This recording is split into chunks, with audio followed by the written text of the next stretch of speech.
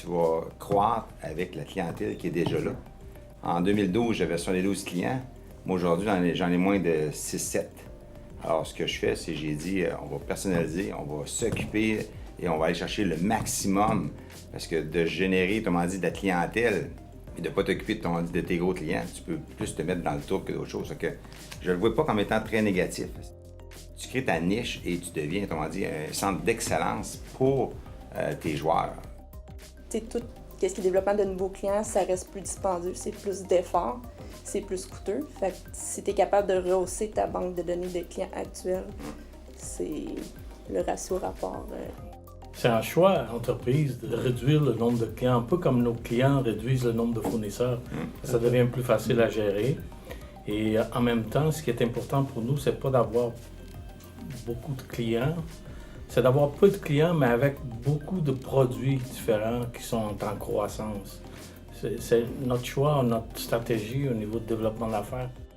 Continuer là-dessus. On a quand même beaucoup de clients chez Laval Poinçon, mais j'ai remarqué que notre clientèle grossit elle aussi. Fait que c'est sûr, certain qu'on grossit quand même, mais on grossit avec notre clientèle qui est déjà existante. Fait que pour moi, c'est avant d'aller chercher ailleurs, on va aller soutirer tout ce qu'on peut de déjà nos clients qui sont déjà chez nous.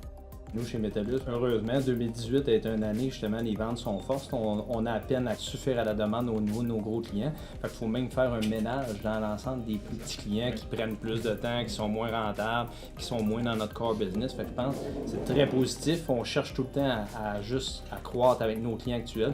Plus facile, moins dispendieux, moins de personnel à l'interne. On connaît la qualité, on connaît le service à la clientèle. Fait que je pense que pour nous autres, c'est un point très, très, très positif. Dans le type de production aussi qu'il y a, éplucher des normes, il y a des requis quand même spécifiques. Bien, il y a une expertise, ça prend beaucoup de temps aussi à mettre en place, puis justement à s'assurer que c'est apte à une production efficace. Fait que là-dessus, les clients ne veulent pas nécessairement recommencer tout ça avec plusieurs fournisseurs. Ils investissent beaucoup de temps, c'est un partenariat, donc je pense que c'est à notre avantage de le maintenir aussi.